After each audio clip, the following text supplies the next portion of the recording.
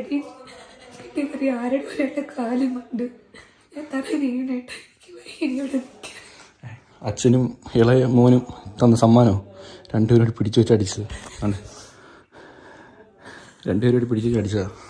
നമുക്ക് കാണുമ്പോൾ തന്നെ അസൂയ തോന്നും, അങ്ങനെ ഒരു ഫാമിലി നമുക്കുണ്ടായിരുന്നെങ്കിൽ എന്ന് 2 ദിവസം മുന്നേ വരെ നമ്മൾ പ്രാർത്ഥിച്ചിരുന്നെങ്കിൽ ഈ യൂട്യൂബിലൊക്കെ വളരെ തരംഗമായിട്ട് ഇപ്പോൾ മുന്നോട്ട് പോയിക്കൊണ്ടിരിക്കുകയാണ് അല്ലേ. അപ്പോൾ ഒരു ഫാമിലിയെ കുറിച്ചിട്ട് ഇങ്ങനെ പറയുന്നത് തെറ്റായ കാര്യമാണ്. പക്ഷേ നമ്മുടെ പബ്ലിക് പ്ലാറ്റ്ഫോമായ യൂട്യൂബ് പോലത്തുള്ള പബ്ലിക് പ്ലാറ്റ്ഫോമിൽ വന്നിട്ട് അവരുടെ ഫാമിലി മാറ്റേഴ്സ് ചർച്ച ചെയ്യുമ്പോൾ അത് തീർച്ചയായിട്ടും പബ്ലിക്കിൽ ചർച്ച ചെയ്യപ്പെടേണ്ട ഒരു വിഷയം തന്നെയാണ്.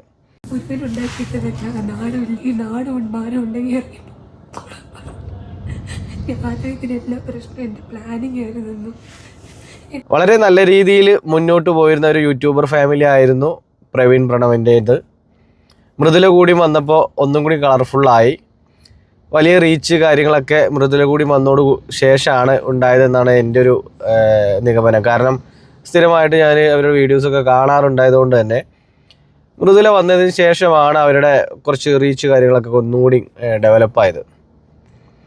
അപ്പോൾ വളരെ നല്ല രീതിയിൽ അവർ സന്തോഷമായ ഒരു ഫാമിലി, നമുക്ക് കാണുമ്പോൾ തന്നെ അസൂയ തോന്നും, അങ്ങനെ ഒരു ഫാമിലി നമുക്കുണ്ടായിരുന്നെങ്കിൽ എന്ന് 2 ദിവസം മുന്നേ വരെ നമ്മൾ പ്രാർത്ഥിച്ചിരുന്നെങ്കിൽ ഇപ്പോൾ അങ്ങനെ പ്രാർത്ഥിക്കുന്നില്ല എന്നതാണ് അതിൻ്റെ ഒരു യാഥാർത്ഥ്യവും സത്യവും. കാരണം വലിയതാണ്, മറ്റൊന്നുമല്ല, അവരുടെ ഫാമിലി പ്രോബ്ലംസ് വളരെ വലുതാണ്. നമ്മൾ കാണുന്നത് റിയൽ ലൈഫല്ല. അവർ റിയൽ ലൈഫിൽ അച്ഛനായാലും അമ്മയായാലും അനിയനായാലും എല്ലാവരും വീഡിയോ കണ്ടത് മുതലേ കൃത്യമായിട്ട് എല്ലാ ഫാമിലിയിലും ഒരുവിധം ഫാമിലികളിലൊക്കെ നടക്കുന്ന സർവ്വസാധാരണയായിട്ട് ഉണ്ടാവുന്ന ഒരു സംഭവം തന്നെയാണിത്. പക്ഷേ ഇവർ പറയുന്നതിലും ഒരുപാട് കാര്യമുണ്ട്. അതായത് അച്ഛൻ പിടിച്ചു കൊടുത്തിട്ട് അനിയനെ കൊണ്ട് തല്ലിക്കുക എന്നൊക്കെ പറഞ്ഞു കഴിഞ്ഞാൽ ഒരു ഏട്ടനും പൊറുക്കാൻ പറ്റാത്ത ഒരവസ്ഥയാണ്. ഇളയ മകനെയും മൂത്ത മകനെയും രണ്ടായി കാണുന്ന ഒരു അച്ഛനും അമ്മയും ഒരിക്കലും അങ്ങനെ ചെയ്യരുതേ എന്നുകൂടി ആ വീഡിയോയിൽ അദ്ദേഹം പറയുന്നുണ്ട്. നമുക്ക് മനസ്സിലാക്കാം, അനിയനോടുള്ള കൂടുതൽ സ്നേഹം കൊണ്ടായിരിക്കാം മൂത്ത മരുമകളെയും മൂത്ത മോനെയും സത്യം പറഞ്ഞു കഴിഞ്ഞാൽ ഈ അച്ഛനും അമ്മയ്ക്കും ആക്സെപ്റ്റ് ചെയ്യാൻ പറ്റാതിരുന്നത്. ജീവിതത്തിൽ ഏട്ടനും അനിയനൊക്കെ തമ്മിൽ പല പ്രശ്നങ്ങൾ ഉണ്ടാവുമെങ്കിലും അതൊക്കെ പറഞ്ഞ് തീർത്ത് മുന്നോട്ട് കൊണ്ടുപോകേണ്ടത് ഈ അച്ഛനും അമ്മയും അല്ലേ എന്നാണ് എൻ്റെ ചോദ്യം. അവർക്ക് ഇതെന്തു പറ്റി? അവരും ഈ അനിയനോടൊപ്പം ചേർന്ന് ഈ ഗർഭിണിയായ ആ ഒരു പെൺകുട്ടിയെയും ആ ഒരു മൂത്ത മകനെയും ഇത്തരത്തിൽ ഒരു കാര്യം ചെയ്യാൻ വളരെ വിഷമം തോന്നി. ഇങ്ങനൊരു കാര്യം ചെയ്തതിൽ വളരെ വിഷമം തോന്നി. ശരിക്കും അമ്മ കൃത്യമായിട്ട് അതിൽ ഇടപെട്ടിരുന്നെങ്കിൽ ആ ഒരു വിഷയം അവിടെ തന്നെ പറഞ്ഞു തീർത്ത് മുന്നോട്ട് പോകുമായിരുന്നു. പക്ഷെ അമ്മ പോലും ഇതിൽ എതിരാണെന്നാണ് ഏറ്റവും വലിയ പ്രത്യേകത. ഈ മോൾക്കും മോനും എതിരാണെന്നാണ് ഏറ്റവും വലിയ പ്രത്യേകത. നിങ്ങൾ എന്തൊക്കെ ന്യായീകരണങ്ങളും എന്തൊക്കെ തരത്തിലുള്ള ഇതും നിങ്ങൾ പറഞ്ഞാലും നിങ്ങൾ എക്സ്പ്ലെയിൻ ചെയ്താലും ഇത്തരം കാര്യങ്ങളൊക്കെ നിങ്ങളെ വീട്ടിൻ്റെ ഉള്ളിൽ ഒതുക്കി മുന്നോട്ട് കൊണ്ടുപോകേണ്ട ഒരു കാര്യമായിരുന്നു. ഇല്ലെങ്കിൽ മറ്റൊരാളെ ഒരു നിങ്ങളുടെ ഇപ്പോൾ മൃദുലയുടെ ഫാമിലിയെ വിളിച്ച് നിങ്ങളെല്ലാവരും കൂടി ആലോചിച്ച് ഇതിനൊരു തീരുമാനമെടുക്കേണ്ട ചെറിയൊരു വിഷയമായിരുന്നു. പക്ഷേ മൂത്ത മകനെ തല്ലിച്ചതച്ച ആ ഒരു സീന് വളരെ മോശം എന്ന് പറഞ്ഞാൽ വളരെ മോശം. ഒരിക്കലും ഒരു മോനും അത് അംഗീകരിക്കാൻ പറ്റില്ല. അത് കണ്ടു നിന്ന ആ ഭാര്യയുടെ അവസ്ഥയാണ്, അതും പൂർണ്ണ ഗർഭിണി. ആ പൂർണ്ണ ഗർഭിണിയായ ആ ഒരു പെൺകുട്ടിയോടും കയ്യേറ്റം ഉണ്ടായി എന്ന് കേൾക്കുമ്പോൾ നിങ്ങളുടെയൊക്കെ വീഡിയോസ് കാണുന്ന സാമാന്യ ബോധമുള്ള മലയാളികളായ ഞങ്ങൾ എന്ത് വിചാരിക്കണം നിങ്ങളെക്കുറിച്ചിട്ട്? നിങ്ങളെക്കുറിച്ച് ആ പെൺകുട്ടി പറയുന്ന നിങ്ങൾ മദ്യപിച്ചു വന്നേ പല ദിവസങ്ങളിലും പ്രശ്നങ്ങൾ ഉണ്ടാക്കാറുണ്ട്. അതായത് മൃദുലയുടെ ഭർത്താവിൻ്റെ അനിയൻ ഇപ്പോൾ ഈ ഒരു പ്രശ്നങ്ങൾക്കൊക്കെ കാരണം അദ്ദേഹമാണ് എന്നാണ് ഇപ്പോൾ ജ്യേഷ്ഠനായ പ്രവീൺ പറയുന്നത്. മൃദുലയും അത് തന്നെയാണ് പറയുന്നത്. അപ്പോൾ അങ്ങനെ ഒരു സാഹചര്യത്തിൽ ഇതിനെല്ലാം കാരണം ഈ ഒരു പയ്യനാണെന്ന് പറയുന്നുണ്ട്. അപ്പോൾ ഈ ഒരു പയ്യൻ ശരിക്കും പറഞ്ഞു കഴിഞ്ഞാൽ ആ ഒരു പ്രഗ്നൻ്റ് ലേഡി എന്നുള്ളൊരു കൺസെപ്റ്റ്, അതായത് അവർക്കൊരു വാല്യൂ കൊടുക്കണമായിരുന്നു. സ്വന്തം ജ്യേഷ്ഠൻ്റെ ഭാര്യയാണ്. അപ്പോൾ അത്തരം കാര്യങ്ങളൊക്കെ ശ്രദ്ധിച്ചു കഴിഞ്ഞിരുന്നെങ്കിൽ ഈ ഒരു വലിയൊരു പ്രശ്നം അവിടെ വെച്ചിട്ട് നിങ്ങൾക്ക് തന്നെ തീർക്കാവുന്നതായിരുന്നു.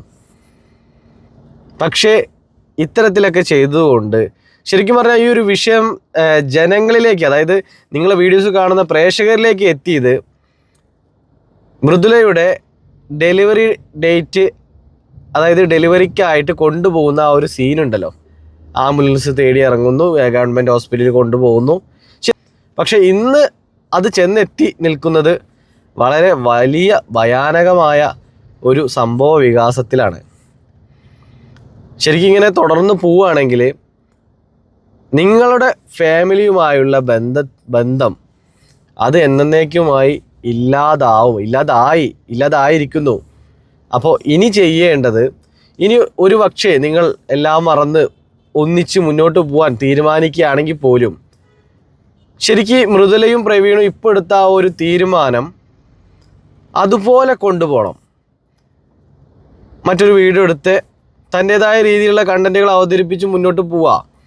ഈ അച്ഛനെ അമ്മേനെ ഉപേക്ഷിക്കണം എന്നല്ല, അവർ ചെയ്ത കാര്യങ്ങളിൽ അവർക്ക് കുറ്റബോധം തോന്നി അവർ തിരിച്ചു വരികയാണെങ്കിൽ തീർച്ചയായിട്ടും നിങ്ങളത് അവരെ ഏറ്റെടുക്കണം.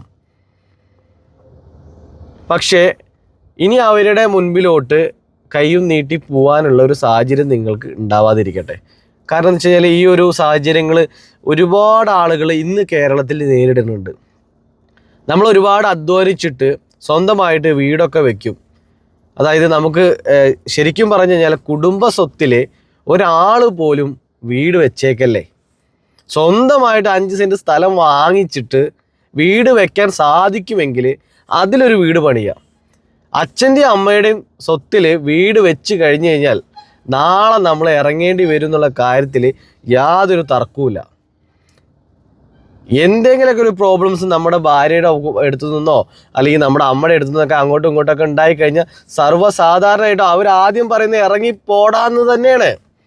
അത് നിങ്ങളുടെ കുടുംബത്തിൽ അത് ഉണ്ടായി, ഞങ്ങൾ ലൈവായിട്ട് കണ്ടു. അതൊരു എല്ലാവർക്കും ഒരു ഉദാഹരണമാണ്. എല്ലാവർക്കും ഒരു പാടാണ്. അങ്ങനത്തെ സാഹചര്യങ്ങൾ നേരിട്ട് മുന്നോട്ട് പോകുന്ന ഒരുപാട് ആളുകളുണ്ട്. നിങ്ങൾ കുറച്ച് സെലിബ്രിറ്റി സ്റ്റാറ്റസ് ഉള്ള ആളുകൾ, അതായത് ഒരുപാട് ആളുകൾ നിങ്ങളെ വീഡിയോസ് കാണുന്ന ഒരാളുകളായതുകൊണ്ട് നിങ്ങളെ വിഷയം ഇത്ര ചർച്ച ചെയ്യപ്പെട്ടു.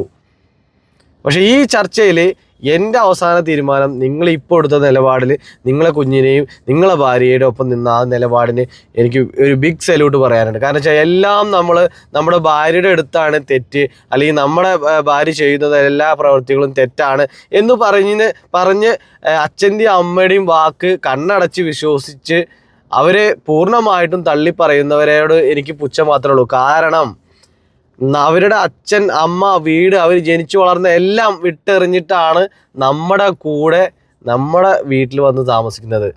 അപ്പോൾ നമ്മുടെ വീട്ടിൽ അവർക്കായിരിക്കണം ഏറ്റവും കൂടുതൽ മുൻഗണന വേണ്ടത്. അവരെ ആയിരിക്കണം നമ്മൾ സപ്പോർട്ട് ചെയ്യേണ്ടത്. ഇവരുടെ അടുത്ത് കൂടുതൽ ന്യായമുണ്ടെങ്കിൽ അവരെ പറഞ്ഞ് മനസ്സിലാക്കണം. ആ തെറ്റ് തിരുത്തി മുന്നോട്ട് കൊണ്ടുപോകാൻ ശ്രമിക്കണം. എന്തായാലും ഈ ഒരു വിഷയത്തിൽ നിങ്ങളിനി ഇപ്പോൾ എടുത്ത തീരുമാനത്തിൽ മുന്നോട്ട് പോവുക, കുഞ്ഞുമായിട്ട് മുന്നോട്ട് പോവുക. അത്രമാത്രമേ പറയാനുള്ളൂ. നന്ദി, നമസ്കാരം.